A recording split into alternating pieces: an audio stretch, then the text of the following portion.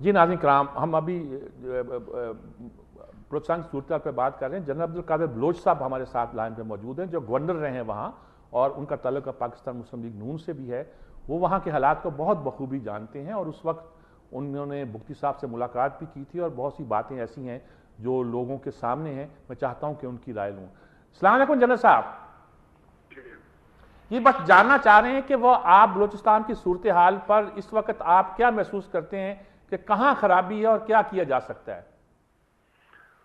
دیکھیں جی، آپ نے تھوڑی دیر پہلے جب آپ نے مجھ سے سوال کیا، آپ نے کہا تھا کہ بگٹی صاحب سے آخر میں چودھری جہاز صاحب جب گئے تھے تو انہوں نے ان کو منوا دیا تھا اور ایک ایگریمنٹ میں وہ پہنچ چکے تھے۔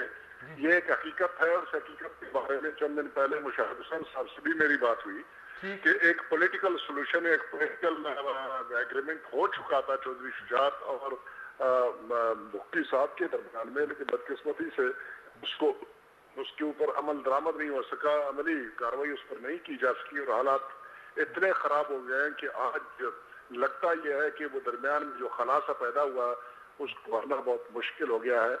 اور بلوچ قوم پرست جو یوتھ ہے وہ تقریباً ابھی کنٹرول سے باہر نکل گئے ہیں، اور انہوں نے باہر کی طرف دیکھنا زیادہ شروع کر دیا ہے، اور باہر سے بھی ان کو اشارے مل رہے ہیں، اور ان کو ہمدردی کی بو بھی وہاں وہ سونگ رہے ہیں اور نوٹ کر رہے ہیں۔ تو ابھی بلوچستان کے مسئلے کے لیے جب تک بھی بڑے میجر انیشیٹو نہیں لیے جائیں گے، مسئلہ بد سے بدتر ہوتا جائے گا۔ بدقسمتی ہماری یہ ہے کہ پرویز مشرف صاحب کر گئے، وہ تو اپنی جگہ پہ وہ تو چلے گئے، لیکن اس کے بعد ابھی 4 سال اور گزرے ہیں، اور اس 4 سال کے دوران میں تو ان سے بھی زیادہ زیادتیاں کی گئی۔ وہ تو لوگوں کو اٹھاتے تھے، غائب کرتے تھے، مسنگ پرسنز کی بات تھی۔ یہ تو انہوں نے مسخ شدہ لاشوں کی طریقے سے وہ مسنگ پرسنز کو واپس دینا شروع کر دیا ہے۔ یہ مسخ شدہ لاشیں جن کی تعداد 359 تک ذکر کیا گیا چیف جسٹس صاحب کے سامنے، اس کی وجہ سے ایک ایسا ماحول پیدا ہو گیا بلوچستان میں کہ کسی بھی ماڈریٹ آدمی کے لیے، میانہ رو آدمی کے لیے بہت مشکل ہو گیا ہے کہ وہ ان جوانوں کے پاس جائے اور ان کو بتا دے کہ وہ غلط راستے پہ چل رہے ہیں، اور ان کو واپس پاکستان کے مین اسٹریم میں کے پاکستان کی سیاست کرنے میں ان کا فائدہ ہے۔ یہ کنونس کرنا ابھی کافی مشکل ہوتا جا رہا ہے، اور اس مسئلے کو اگر صحیح طور پر حل کیا جانا ہے تو بڑے میجر ایفرٹ کرنے پڑیں گے۔ وہ بات تو اپنی جگہ پہ، لیکن دوسری بات بلوچستان میں اور آئی ہے جو بہت زیادہ پریشان کن ہے، وہ ہے کرمنل ایلیمنٹس جو ہے نا، ابھی انہوں نے تقریباً بلوچستان کا کنٹرول سنبھالا ہوا ہے۔ یہ جو روڈ کراچی سے کوئٹہ آتی ہے اور کوئٹہ سے کمر جاتی ہے اور کوئٹہ سے یہ جیکب آباد کی طرف، ان روڈوں کے اوپر ٹریول کرنا ناممکن سا ہو گیا۔ کوئٹہ شہر کے اندر رات کی تاریکی میں نکلنا یا بغیر کسی گارڈ کے نکلنا کسی عزت دار یا پیسے والے آدمی یا کاروباری آدمی کے لیے یہ بھی ناممکن ہو گیا ہے۔ اغوا برائے تاوان اتنے ہیں جس کی کوئی حد نہیں ہے، گاڑیاں اٹھانا، ٹرکوں کو لوڈز کے ساتھ اٹھا کے جانا اور خالی کرنا اور پھر واپس کر دینا، اس قسم کے بے شمار کرائمز ہو رہے ہیں۔ اور تیسری اینگل ایک اور آئی ہے، وہ سیکٹیرین ہے، اور وہ سیکٹیرین وہ اور بھی مزید معاملہ ہے۔ اس کے کتنے بے گناہ قسم کے لوگ صرف عقیدے کی بنیاد کے اوپر مارے جا رہے ہیں، سمجھ نہیں آتی ہے کہ یہ پاگل پنا کب رکے گا اور کیا ہوگا۔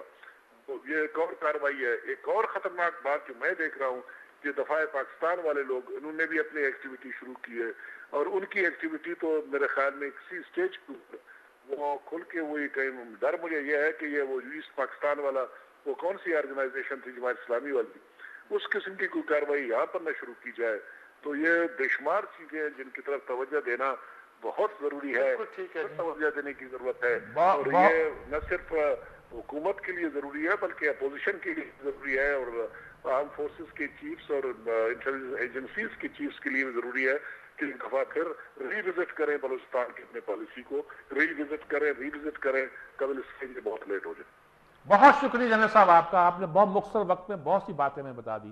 میں آپ کی طرف بھی آتا ہوں۔ جی چلسی صاحب آپ پوچھتا ہوں، میں یہ تعارف آپ کا کرانا بھول گیا، ان کو تو کرا دیا کہ نون لیگ سے تعلق، ابھی تو آپ تحریک انصاف میں شامل ہو گئے، یہ میں کہنا بھول گیا تھا۔ بہرحال چلسی صاحب آپ اتنی ساری باتیں آپ نے سن لی۔ جنرل صاحب اچھا، آپ نے پولیس کا یعنی کہ اہم ترین جگہ پہ وہاں رہے، فوج اور گورنر بھی رہے، اہم ترین جگہ پہ وہاں رہے، اور اس کے ساتھ آپ نے ایک بیوروکریٹ کا بھی اولیاء مقبول جان کا جو ہمارے دانشور بھی ہیں وہ جو موجود ہیں وہاں اور میں دیکھ رہا ہوں جہاں وہ بات اور طرح کرتے تھے وہاں بات اس وقت اور طرح کر رہے ہیں، انہیں ایک نئی فیلنگ بھی ہوئی ہے، کیا کہتے ہیں آپ؟ دیکھیں جی، میں تو پہلے جنرل صاحب سے بڑے مجھے معذرت سے کہوں گا کہ ان کو اس وقت البدر اور یا الشمس کیسے یاد آ گئی، جبکہ فوج کا خود رول جو ہے نیگیٹو تھا اور قتل عام کیا، ٹکہ خان نے کیا، تو جنرل صاحب کو یہ بات یاد نہیں، وہ ایک بات کرے دفاع پاکستان کے حوالے. دیکھ میں ایک بات کہتا ہوں، یعنی اگر کوئی آپ کا ہمسائے میں کوئی فوت ہو جائے اور کوئی آپ سے آ کر ہمدردی کرے تو ہمدرد کا ہاتھ کھینچنا چاہیے، اس کو ہاتھ کو جھٹکنا چاہیے.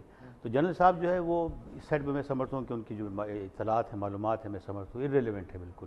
اور میں یہ کہتا ہوں باقی باتیں تو ان کی ٹھیک ہے نا، آپ دفاع پاکستان کی میں دوسری بات، جنرل صاحب تو گورنر تھے اس ٹائم جب اکبر خان کا جو واقعہ ہوا، لیکن انہوں نے ریزائن نہیں کیا ایز اے بلوچ. ان کو تو اسی وقت احتجاجاً جو چھوڑ دینا چاہیے. اس سے پہلے ریزائن ہو چکا تھا، اس سے پہلے فارغ ہو گئے تھے، اس سے پہلے فارغ ہو چکے تھے، گورنر نہیں تھے یا امیر الملک تھے کیا اس سے پہلے یہ تو پرپوزل لے کے گئے تھے. ہاں پرپوزل، یعنی ان کے بارے میں بھی شکایت ہے بلوچوں کو کہ ویسے as a corps commander general جو ان کی جو بینیفٹس بلوچوں کو ملتے ہیں. چلیے وہ تو ہم رک جائیں گے، ہم مسئلے کا حل اس کو جو صورتحال ہے آپ دیکھیں کہ اچانک ٹارگٹ کلنگ شروع ہزارہ قبیلے کی.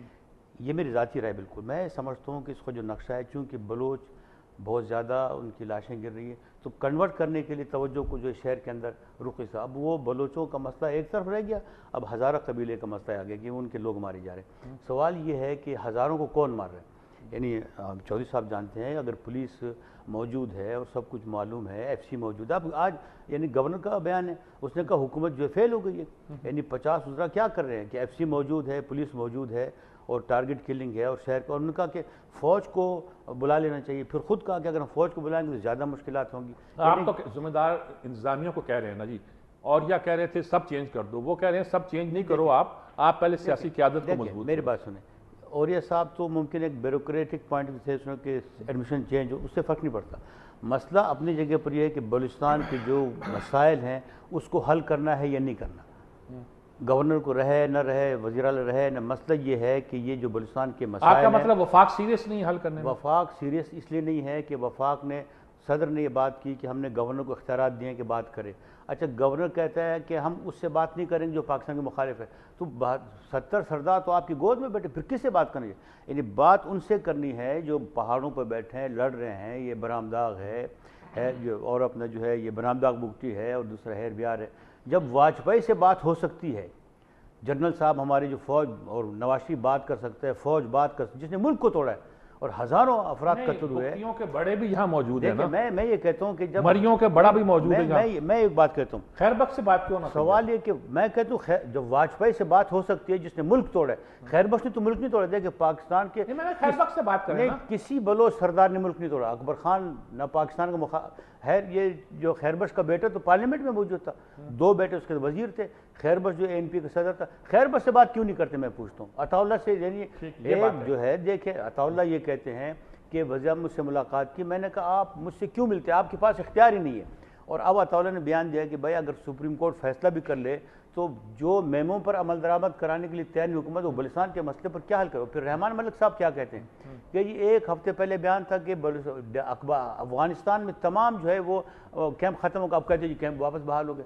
اس قسم کے ڈراموں کی کیا ضرورت ہے؟ آپ بلوچستان کے لوگوں سے بات کریں، ان سے بات کریں جو با اختیار ہیں، ان سے بات نہ کریں جو با اختیار ہیں. اور دوسری بات یہ، اچھا میں چوہدری صاحب کی طرف آنے کی بات یہ کہتا ہوں، یعنی بعض صورت میں کرے کہ کچھ دینے کی. دیکھیں عطا اللہ کہتے ہیں کہ جن کے پاس اختیار ہے وہ ہم سے بات کرے، فوج بات کرے. میں بات سمجھ گیا آپ کی.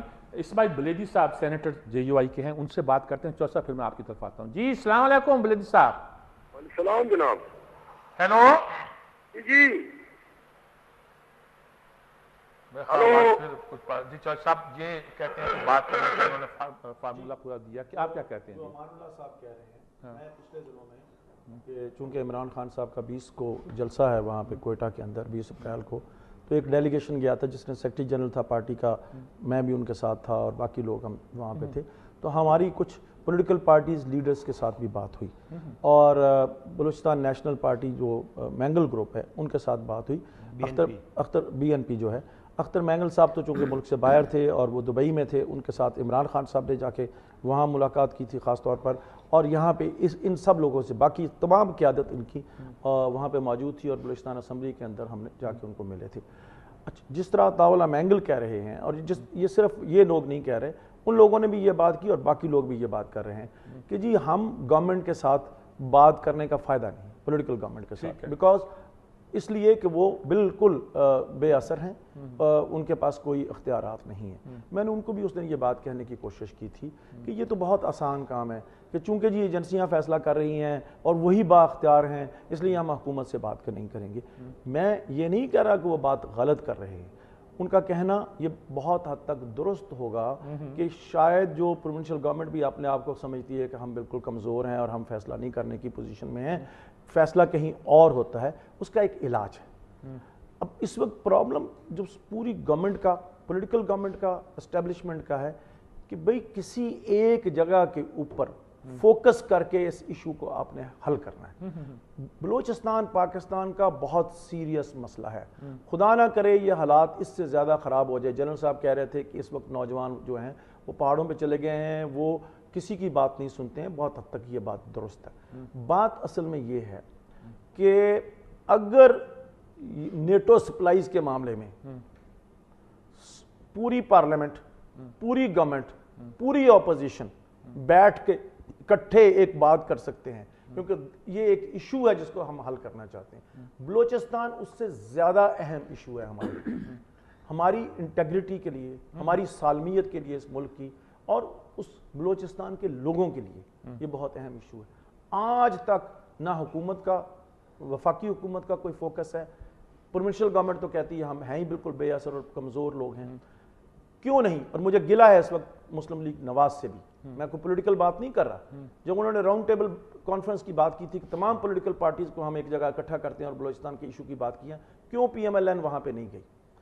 پولیٹیکل پوائنٹ سکورنگ اس وقت اس کی ضرورت نہیں ہے کہ جی الیکشن ایئر آ رہا ہے، وہ کہیں کہ جی یہ بھی مل گئے اور ان کے فیصلے کے اندر شامل ہو گئے، چونکہ پروپیگنڈا ہے، یہ دونوں پارٹیاں ملی ہوئی ہیں اور آپس میں یہ مل کے یہ سارا کچھ حساب کتاب کر رہی ہیں۔ اس سے اس وقت بالا تر ہو کے اٹھنے کی اور سوچنے کی ضرورت ہے۔ آپ کا مطلب یہ ہے کہ بات چیت کرنی چاہیے، اور بات چیت اگر فوج بیچ میں آتی ہے تو ان کے نمائندے شامل کرنا چاہیے۔ کر لوں سجاد صاحب، بات یہ ہے صرف ان کے بات کرنے سے بات نہیں ہوگی، اس میں اسٹیبلشمنٹ کو ساتھ بٹھانا۔ آپ کا مطلب ہے کہ جو پولیٹیکل لیڈرشپ بات کرے وہ اسٹیبلشمنٹ کو ساتھ بٹھائیں اور ان کو کہیں آپ کی کیا اپریہنشنز ہیں۔ جو میں نے پہلے بات کی ہے کہ اپریہنشنز یہ ہیں کہ باہر سے انٹرفیئرنس ہو رہی ہے، یہ لوگ اس کے اندر شامل ہو رہے ہیں، ٹھیک ہے۔ میرا نقطہ نظر یہ ہے، اور میں نے اس دن بھی وہاں پہ جب یہ B N P Mengal group سے بات کی تھی، میں نے ان سے یہ کہا تھا اگر ہم مل کے اکٹھے بات نہیں کریں گے تو باہر سے تو انٹرفیئرنس ہوتی رہے گی۔ یہ ہمیں اسٹیبلشمنٹ کو بتانے کی ضرورت ہے کہ بھائیوں کی بھی آپس میں لڑائی ہوتی ہے، ایک گھر کے اندر رہتے ہوئے لڑائی ہوتی ہے، اور اگر یہ لڑائی ہو رہی ہو تو باہر والوں کو موقع ملتا ہے آ کے انٹرفیئر کرنے کا، اور وہ مفاد اٹھا سکتے ہیں۔